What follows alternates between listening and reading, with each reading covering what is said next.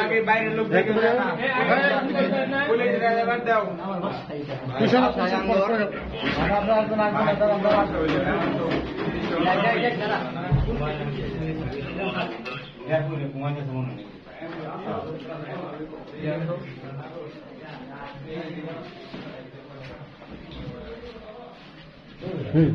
ঘুমাইতে আছে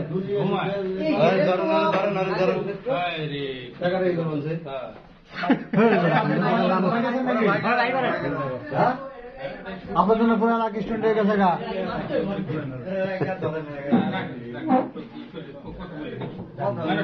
আচ্ছা আস্তে আস্তে ওঠো ওঠো ওঠো ঘুমাইতেছে তো আস্তে আস্তে ওঠো ওঠো ওঠো ওঠো আস্তে আস্তে ওঠো স্বাভাবিক হোক ও স্বাভাবিক হোক একটু স্বাভাবিক হোক স্বাভাবিক হোক বাবা উঠো। হ্যাঁ তুমি কি করো?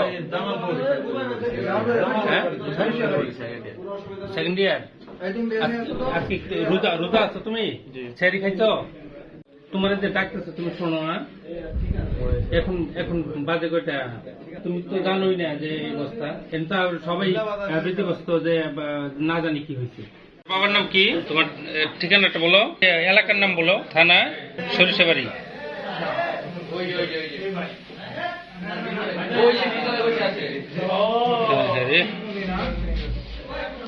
তোমার হাতে এগুলো কি বাবা? হ্যাঁ স্ক্যাবিস। ও পড়ালেখা করে অনেকটা রাত পড়ালেখা করে ঘুমাইছে তো এই জন্য সে চেতন পায়নি। আর দরজাটা এই পাশে ও তো এই পাশে ঘুমাইছে এই জন্য ই পায় নাই।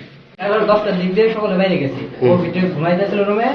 এই টাইমে ওরা ডাক তুলে বলছেন রুমটা লক কর। দরজাটা গেট লাগাই দিছে। তারপর আমরা সকলে বাইরে গেছি। তারপর 11টার দিক দিয়ে তখন নক করছি, তখন খোলা নাই।